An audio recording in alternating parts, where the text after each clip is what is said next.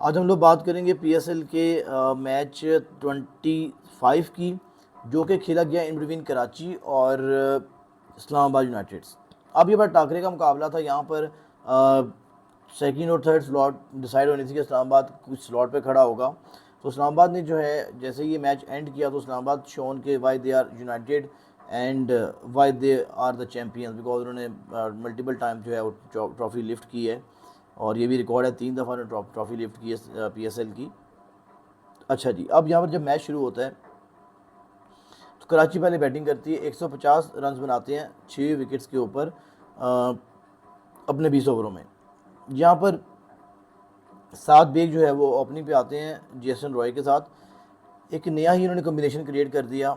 और ये वैसे एक बताऊँ बात, ये सलमान आगा को जो है ये ओपनर क्यों ट्राई नहीं करते, क्योंकि डेविड वार्नर चला गया तो फिर इसको मेरे यहाँ से अपॉर्चुनिटी मिलनी चाहिए एज एन ओपनर। और इसके बाद जेसन रॉय ने जो है 29-27 गेंदों के ऊपर 39 रन बनाए। काफ़ी देर बाद जो है इन्होंने पीएसएल में अपना जो है मैच खेला है। 3 चौके और 2 छक्के इन्होंने मारे हैं। शादाब खान जो बॉल करवाते हैं और मार्क चैपमैन की बॉल के ऊपर ये अपनी विकेट गवा बैठते हैं। उसके बाद ये रीज़ा हेनरिक्स, यार हेनरिक्स से तो ये उम्मीद नहीं की जाती, बिकॉज 44 गेंदें खेलने के बाद कोई छिका ना मारा हो, 51 रन्स।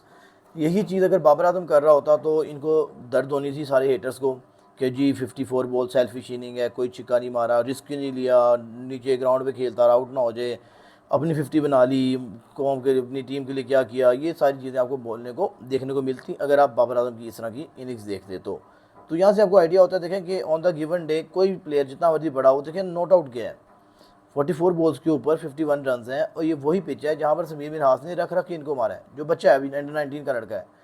तो बताने का मकसद है ऑन द गिवन डे एक बुरा पैच एक दिन का आ सकता है। इट डजेंट मीन कि वो एक सेल्फिश प्लेयर है जी, उसने अपिश नहीं खेला, उसने छिके मारने की कोशिश नहीं की, ऐसा नहीं होता।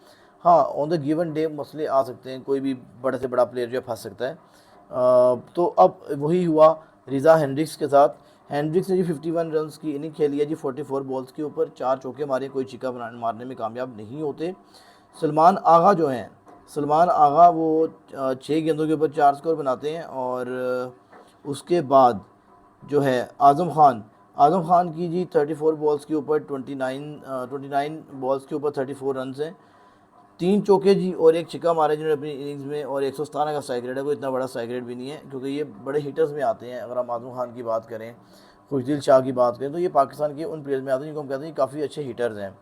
और उसके बाद खुशदिल शाह जो है वो 2 स्कोर करते हैं जी 3 गेंदों के ऊपर, और फ़हीम अशरफ की बॉल पे वो अपने मार्क चैपमैन के हाथों जी कैच आउट हो जाते हैं।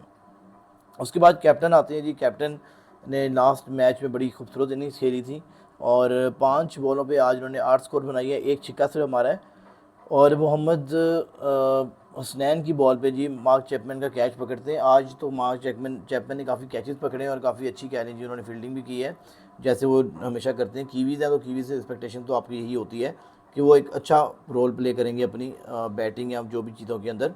अच्छा जी, अब आप यहाँ पर देखेंगे जी ये जो फॉल ऑफ विकेट्स थी, 7 स्कोर पहली विकेट गिरी, फिर 69 पे 2 विकेट्स गिरती हैं, तीसरी विकेट 77 पे गिरती है और 131 पे चौथी विकेट गिरती है। तो अब मुझे ये आ रहा है कि जो इतना बड़ा गैप था 77 से 39 तक, सॉरी 77 से 131 तक, यानी कि आप ये लगा लें 4 और 54 रन की पार्टनरशिप, इसमें आपका स्ट्राइक रेट क्यों ऊपर नहीं होता इतना कि आप 180 या 190 तक फिनिश कर सकते हैं इस इनिंग्स को, या कम से कम 170 तो कर सकते थे आप मेरे लिहाज से। ऑल दो भी चेस डाउन हो जाना था, लेकिन फिर स्टिल आपको एक होप होती है कि हमने यार एक अच्छी परफॉर्मेंस दी, एक अच्छी फाइट की है and we are standing here. तो ये चीज़ है। और उसके बाद जी फ़हीम अशरफ की बॉलिंग अच्छी रही है जी। उन्होंने 1 विकेट ली है लेकिन रन्स काफ़ी कम कंसीड किए, 4 ओवर 28 स्कोर दिए। तो अब ये ऑल इन ऑल अगर हम लोग बात करें इनकी जी अमाद वसीम जब का मुझे लग रहा है शायद कि अल्लाह ने 2 लोगों को ना पाकिस्तान बड़ी इज़्ज़त दी है, और जो लोग इनके ख़िलाफ़ जाते हैं अल्लाह उनको जो है वो ज़िलो रसवा कर देता है। पता नहीं अल्लाह की मसलियत क्या है इसके अंदर, अल्लाह तो अपने फ़ैसले खुद जानता है। या ये लोग अल्लाह को दोनों बड़े पसंद हैं, मैं कुछ कह नहीं सकता इसके ऊपर। लेकिन एक मैंने खान साहब को देखा है जी, जो बंदा खान साहब के ख़िलाफ़ हुआ है जी, अल्लाह ने उसको जो है वो रज के ज़िल्लत दी है। और दूसरा जी बाबर आजम, जिसने बाबर आजम के ख़िलाफ़ बातें की हैं जी, उसको अल्लाह ने फिर कहाँ कहाँ से जलील नहीं किया। आप देख रहे हैं जी मोहम्मद आमिर को, मोहम्मद आमिर के साथ क्या हुआ।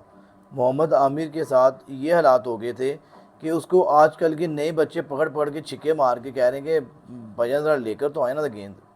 तो कभी सितारा आपका ऐसा होता है, कभी अल्लाह जो है आपको नवाज रहा होता है, तो आपके ख़िलाफ़ जो लोग जाते हैं, जो लोग आपसे टकराते हैं, उनका जो हालात है वो ख़राब होना शुरू हो जाते हैं। और ये चीज़ें बड़ी ऑब्वियस सी हैं जो नोट की गई हैं मेरे एंड से भी, कि यार मैंने बड़ी चीज़ नोट की है कि जो लोग ज़्यादा बाबर आज़म या फिर इमरान खान के अगेंस्ट जाते हैं, फिर अल्लाह उनके साथ जो है एक डिफरेंट ही वहाँ, पता नहीं अल्लाह, मुझे नहीं पता इस चीज़ का, मैं कोई अल्लाह माफ़ करे वो बात नहीं कर रहा, लेकिन मैं ये कह रहा हूँ कि जो मैंने चीज़ नोट डाउन की है कि जब भी कोई इन दो लोगों के ख़िलाफ़ गया है तो उनका अपना सितारा जो है ना वो गर्दिश में आ गया। जैसे कि मोहम्मद आमिर को देख लें, माद वसीम को देख लें कि टीवी में उठ के बातें कर रहा है। अहमद साहब से पहले सारा गर्दिश में था, उसकी तो हम बात नहीं करते, बेचारा ऑलरेडी रिटायर हो चुका हुआ था। लेकिन ऑल इन ऑल मैं बात कर रहा हूँ, मैं एक बंदे को पॉइंट आउट नहीं कर रहा, ओवरऑल बात कर रहा हूँ कि जिस बंदे ने बाबर आजम को या फिर इमरान खान के बारे में कुछ गलत चीज़ को परसू किया या किया है, तो अल्लाह ने उनको जो है एक डिफरेंट आजमाइश में डाल दिया, उनका खुद सितारा जो गर्दिश में आए थे। सेम अमाद वसीम के साथ भी ऐसा ही हुआ है जी। 4 ओवर्स में 36 रन बनाते हैं, खाते हैं, सॉरी बनाने वाले, तो इनकी बेचारे की अभी हिम्मत नहीं रही है, कोई विकेट जो है लेने में कामयाब नहीं होते। उसके बाद गिलेसन जो है वो 4 ओवर्स में जी 22 को देते हैं जी, 2 विकेट लेके जाते हैं। उसके बाद जी Faheem Ashraf 4 over 28 score 1 wicket, और मोहम्मद हसनैन की 4 ओवर 34 स्कोर है जी, और उसके बाद 1 विकेट लेने में कामयाब होते हैं। उसके बाद शादाब खान की 4 ओवर 28 स्कोर 2 विकेट लेने में कामयाब हुए हैं ये यहाँ पर। इस तरह से कराची की जो टीम है वो 150 के मजमूई टोटल के ऊपर जो है बुक हो जाती है।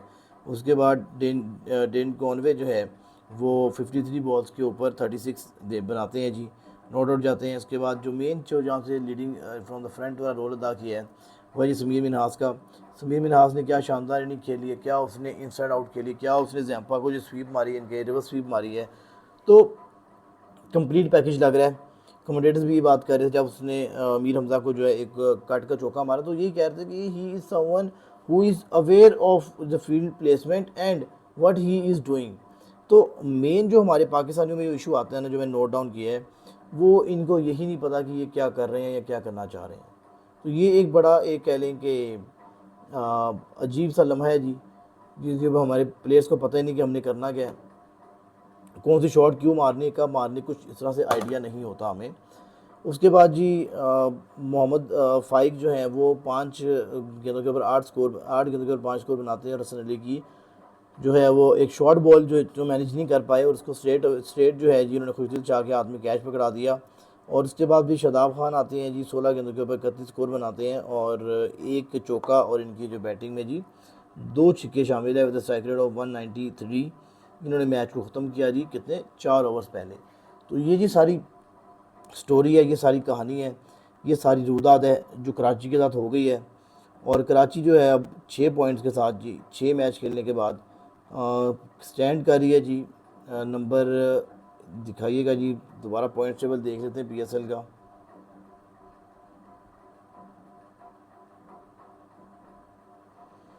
तो पॉइंट्स टेबल देखें जी, तो पॉइंट्स टेबल बता रहा है कि कराची की भी 6ठी पोजीशन है, 6 मैच है, और क्या ये नंबर है जी 6 मैच 6 पॉइंट्स और 6ठी पोजीशन। ये जी कराची के हालात हैं। और यहाँ से हालात थोड़े से, बिकॉज अभी लाहौर इनसे नीचे है, लेकिन इनको ये है कि इन्होंने एक मैच कम खेला, अगर ये अगला मैच जीत जाते हैं तो फिर ये भी ज़रा चौथी पोजीशन पे आ जाएंगे, 7 में से 8 हो जाएंगे इनके मैचेस।